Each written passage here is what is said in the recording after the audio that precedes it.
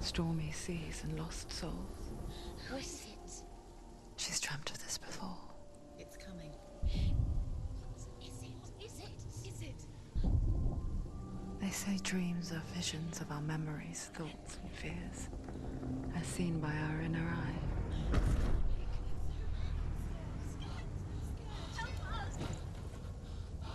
But what if each one of us is always dreaming, even when awake? And we only see what our inner eye creates for us. Is this what hell is? A world shaped by Senua's nightmares. Maybe that's why people fear seeing the world through her eyes. Yes, she's scared. Because if you believe that Senua's reality is twisted, you must accept that yours might be too.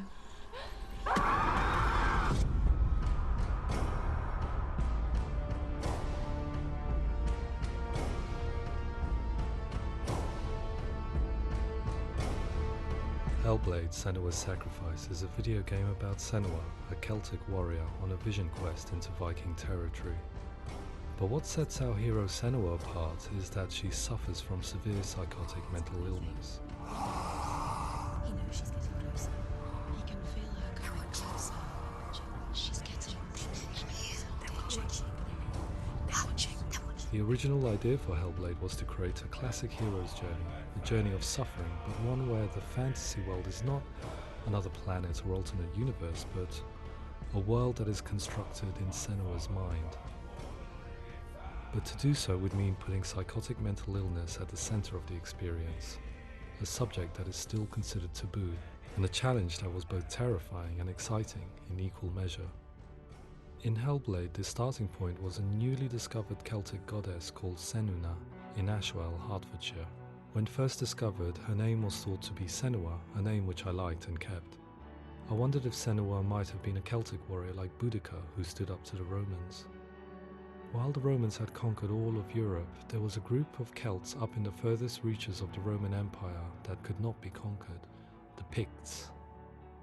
And so the Romans built a wall, called Hadrian's Wall, that spans across Britain from sea to sea to keep the Pictish barbarians at bay. The Picts were known for their war paint, painted on with woad, and their matted hair clumped with lime. And so Senua would be a barbarian Pict in this image. What's your name? Senua. I haven't seen you before. I don't leave home much. Oh, Zeno's daughter. I have to go. Wait. Orkney is off the coast of Scotland and was inhabited by the Picts, steeped in history and mystery, and so I made Orkney Senua's home and set the stage for a crisis. In the late 8th century, the first Vikings landed on the Orkney Islands. The population of the Picts crashed thereafter, replaced by the Norsemen of the 9th century. Were they wiped out? We don't know for sure, but it would seem likely given the reputation of the Viking.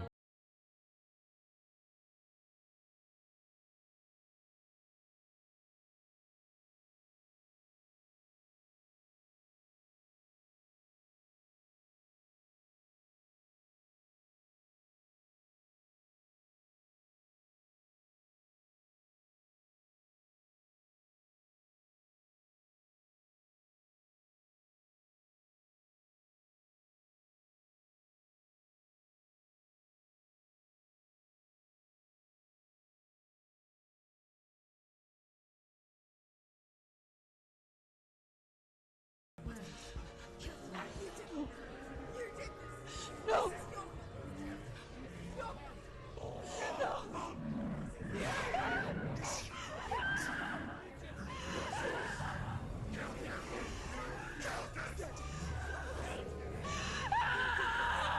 I came to learn that the Celts had a sophisticated and nuanced perspective on the nature of mental disorder.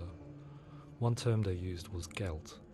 A gelt is a man or woman who has been driven mad by a curse, battle trauma, or grief.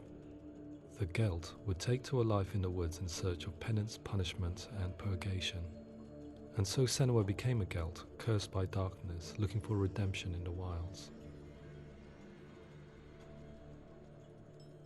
Another word the Celts used in reference to mental disorders was druth, meaning fool, or Liar. one who utters the words of God. They tell of the mad sinner who flees battle into exile and takes on a beastly nature, growing feathers on his body. The character called Druth in Hellblade is based on a little-known person called Findan, an 8th century Irish Celt who was captured and enslaved by the Vikings, but eventually escaped to Orkney where he became a monk. I will tell you my stories of hell, if I may walk with you. Upon meeting Senua, it would be his stories that fuel her quest deep into their world of gods. The Northmen say the world will come to an end. The sun will grow black, the earth will sink into the sea, the stars will disappear, fire and water will meet, flames will play against the sky, the heavens and earth and all the world will be burned, all the gods will be dead, and the warriors of Valhalla and people everywhere. Senua, prepare yourself for Ragnarok, for it is nigh. So the stage was set for a new adventure, a journey into the Norse underworld called Hell, a vision quest fueled by madness and myth, a fantasy that was created by Senua's own mind, and one that we would experience through her eyes. This is your mission. This is your quest. There is nothing else left. To make a game about a warrior with psychotic mental illness as its central theme was fraught with danger. Mental illness, such as psychosis, is still taboo and rarely acknowledged in a century of cinema, never mind the new medium of games. Where it does feature, it often conflates psychosis and psychopathy associated with a lack of empathy. It is unfortunate that these two words sound so similar that they are used interchangeably in media. I must admit that I didn't have to look very far to discover my own ignorance of the subject. So we reached out to Paul Fletcher, psychiatrist and professor of health neuroscience at University of Cambridge. Psychosis is a descriptive term, and it refers to having a loss of contact with objective reality. So it's characterized by two main sets of symptoms. One of them is hallucinations, where somebody experiences perceptions when there is no actual objective thing out there to perceive. You're already dead. Who are you? And the other is delusions, where somebody comes to very often bizarre, unpleasant, frightening beliefs when there's no good evidence in favor of them. There's no doubt about it.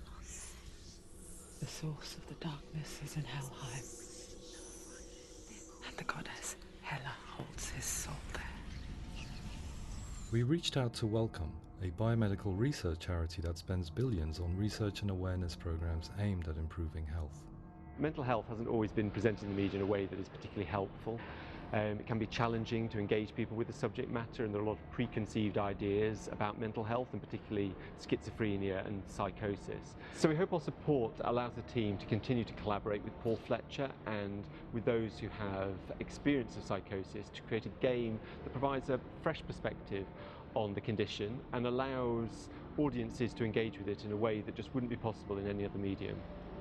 What started out as a brief consultation convinced me that we were only scratching the surface of an immensely deep and interesting subject that could enrich and change the very nature of the game. That's cool. Thanks so much for coming in. Pleasure. Thanks. It's really interesting for me. I'd love to be involved. I think it's fascinating. Absolutely. Our understanding of psychosis is still very much a mystery, and ways of treating it are still primitive compared to physical illness. After all, it is easy to see the pain and suffering caused by physical diseases or physical trauma. It is not so easy to see the mental suffering and trauma of severe mental illness. But what if we could find a way to see it? Games are capable of drawing you in for hours on end, playing the role of a character who is different from you, experiencing their perspective, and actively involving you in a world that functions with a different set of rules. Calls you to your death. It's an evil voice. If we were to represent Senua's psychosis, we would have to simulate voice hearing, a common attribute. But how can we simulate something we have no first-hand experience of? Professor Charles Fernyhough, a leading expert in voice hearing from Durham University, offered his help. Hearing voices is an experience that is usually associated with severe mental illness, and crucially we know that hearing voices is a part of ordinary life for many people who don't meet the criteria for mental illness. Yeah. Oh, that's not him in real life. We know voices vary according to where they appear in space. Voices can appear far away in the distance, they can appear right there in your ear, they can seem to be coming from inside your head. Based on the information Professor Fernie Ho provided, I put together a sound brief and invited some actors to the studio. We recorded the actors using a binaural microphone, which records the 3D spatial position of sound, replicating the way sound is heard by human ears. It gives you an incredible sense that the person you are listening to is right there beside you. See how she's going.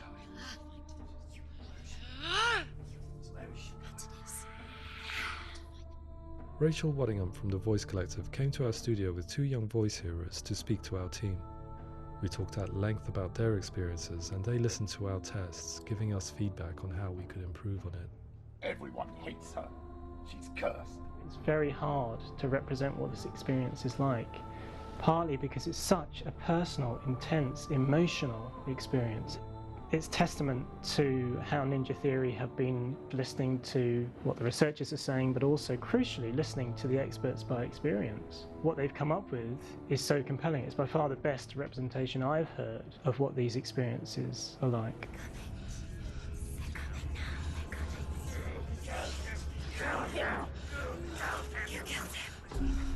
Other common attributes of psychosis are visions and flashbacks. We met with Recovery College East, who work with and care for people recovering from severe mental disorders. A group of service users gave us their first-hand account of what they experience. Sometimes when the visions or what we're seeing is too much, we become small until eventually we perhaps don't see anything.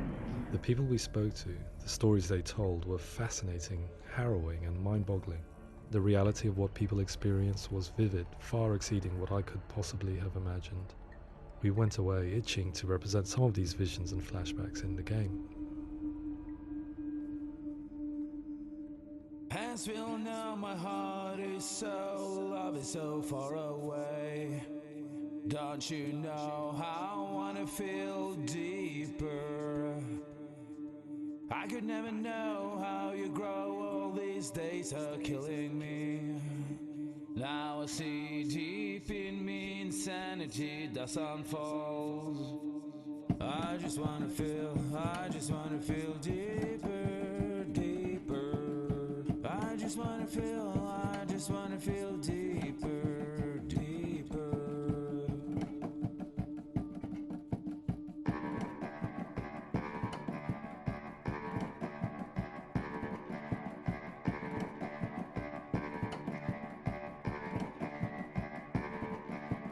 As we all know, my heart is so, love is so far away. Don't you know how I wanna feel deeper? I could never know how you grow, all these days are killing me. Feel like this, read like this, I just wanna live, that's all. I just wanna feel deeper, deeper. I just wanna feel deeper, deeper.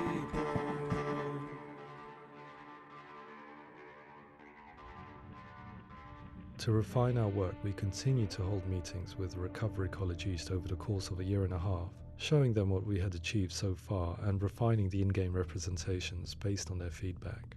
With their help, flashbacks, visions and changes in perception were woven into the story and gameplay of Senua. The students that are involved in this project are incredibly excited about being involved. They have described the experience as being important because it values their lived experience and shows that despite what we have been through, all of that experience becomes valid, that actually it's something that we should all be talking about. The experiences described range from beautiful to frightening beyond comprehension. I heard of a girl who has to live with an angry voice screaming at her, slamming on her doors and walls 24 hours a day. I met someone who would often see hanging corpses in a room, so real that she would sometimes try to rescue them. The panic and fear that comes with such visions is entirely understandable, and it can be a living horror for some. Worthless, weak, pathetic. Go on, feel sorry for yourself, because there is no one left to do that for you. I was urged by one fellow that we should not shy away from showing this horror, and so I was perpetually torn in making Hellblade. Had we gone too far with our representations or not far enough? broken and lost. Just like your soul. Come on.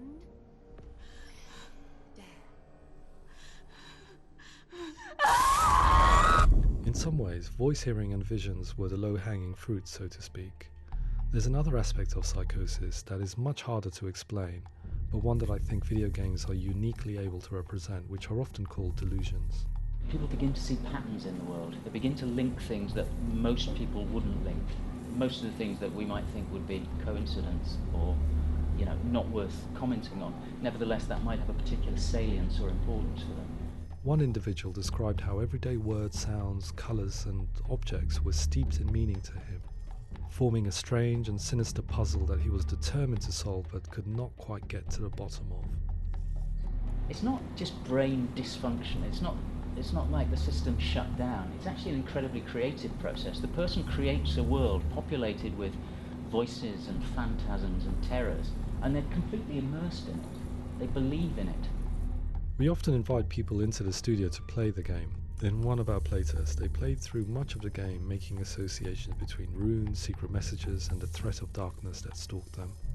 There are many things that happen in the world of Hellblade that make perfect sense within the context of Senua's mind. The dark rot that's killing her slowly from within, the secret runes of the gods that block her path to Helheim, and strange associations that exist in the game to confuse you. To complete Senua's quest, you have to internalize and accept the logic and meaning behind these things to progress. Afterwards they said that they didn't see much evidence of mental illness in the game.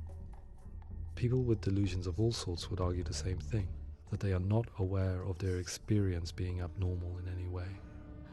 I need this sword. It's important. Representing perception changes and thinking patterns within Hellblade gives us a set of symptoms common in psychosis. But people with lived experience were keen to emphasize another point, that it is wrong to define a person by their symptoms. Quite often, the illness comes not from the symptoms, but from the stigma, isolation and mistreatment that comes about from the rest of society. They say that I'm cursed. What if they're right?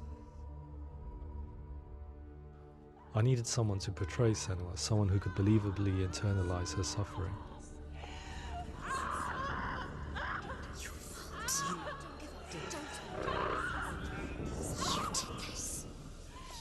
Melina Jurgens, our video editor, had been a stand-in for Senua over a few months while we perfected our motion capture techniques. Without realizing it, she had already auditioned for the role, and I knew her well enough to know that I didn't have to teach her to act, but to relive her own internal pain. As often is the case, those who have suffered mental anguish are never far from us.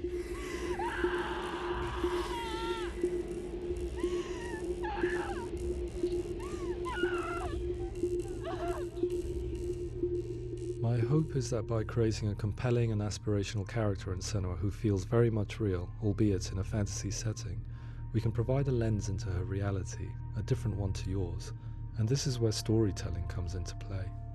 I imagined her life based on common threads in real people's lives.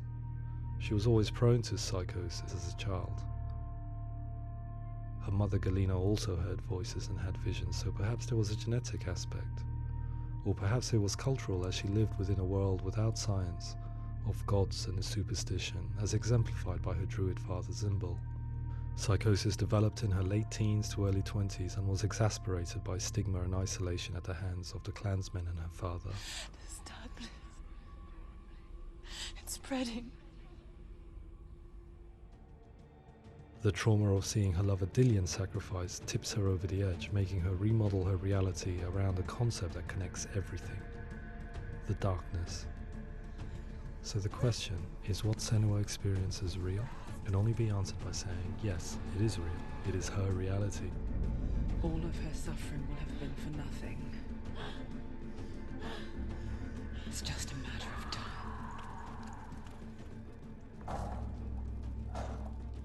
Towards the end of the project, service users and professionals that had collaborated with us were invited to see the near-final game. It was a chance to see if the game had reflected their views or if it had misrepresented them. For me, being involved in especially developing Senua's character has been really important, and being able to bring in my perspective and what I see and what I hear and having that built into the game has been a real privilege. It's gritty and it's meaty, and there are some tough subjects in there that are being tackled with honesty.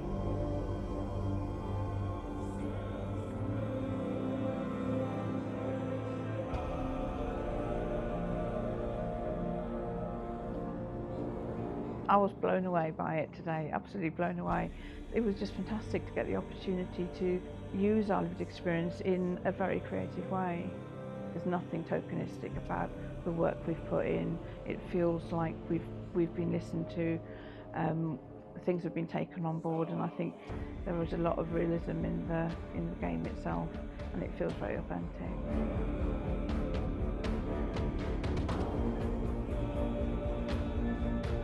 Hellblade will give people a good experience of what it's like to hear voices and have those experiences. I'm glad that the guys at Ninja Theory have asked us to come along and help them build an experience that's positive when it comes out, and get myself a copy and have a go.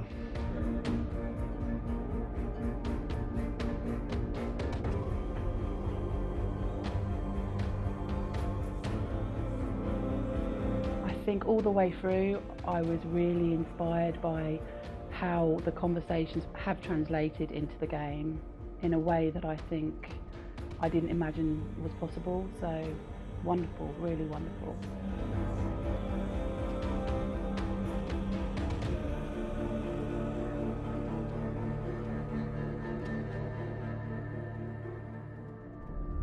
I really hope that others will follow the lead they've set and use the power of something like a video game to change people's perceptions, to increase understanding, and ultimately to make some of the stigma around voice hearing and other experiences go away.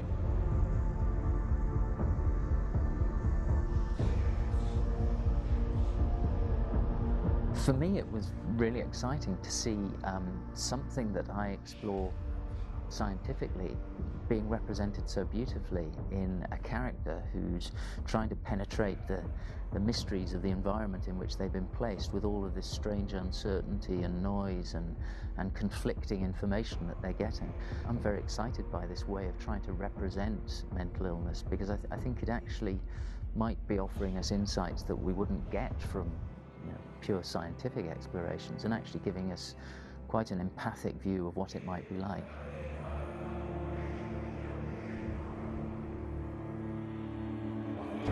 Mental illness has been with us for as long as we have been on this planet, but why? Why hasn't evolution stamped out this weakness from within our gene pool? I often pondered this question until I realized that the question had an inbuilt flaw. It assumes that being and thinking differently is a weakness. The only reason we have computers, spacecraft, medicine, poetry, art, and yes, even video games is because individuals are able to simulate new abstract realities in their minds and share them with the rest of us. We need people to be willing to see differently in order for us to progress and survive as society. And we need to be open to these new ways of seeing. And it is this spirit that motivated me to create Senua's story and share it with you.